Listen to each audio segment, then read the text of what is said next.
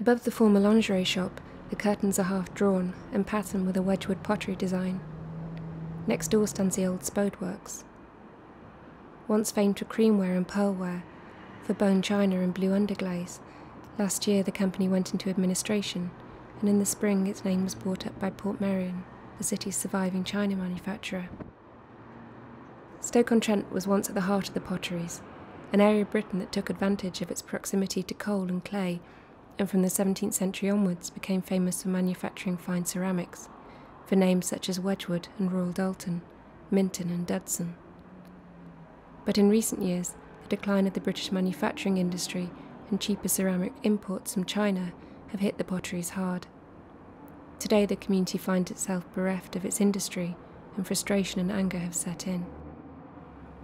In 2002, the city elected its first British National Party councillor. Now Stoke has 9 BNP councillors, and the party expects to do well in the area in this month's European elections. BNP councillor Mike Coleman sits in his office, the walls draped with flags, paper with front pages of the Daily Express, pictures of Enoch Powell, the Pope and the Queen. He talks of housing waiting lists, of crime and unemployment. He rails against Muslims and the Chinese, New Labour and the Church of England. We won't get the floating vote or the mainstream vote, he says of this week's election, but we think we're going to get the militant vote. Across the street from Spode sits the Last Orders pub. This lunchtime the regulars are standing around on the pavement, smoking in the sunshine and drinking Nuki Brown. One talks of how he's lived in Stoke for 30 years, and in the last few elections he's voted for the BNP. I'm not a racist, he insists. It's about jobs. In the market hall they are preparing for tomorrow's market day and stacking deliveries of eggs, cleaning the floors and the countertops.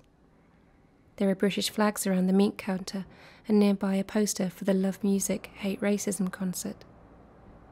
A woman stands in the doorway in her apron, looks out at the sunshine, at the boys on bikes wheeling across the car park, at the traffic that drones past.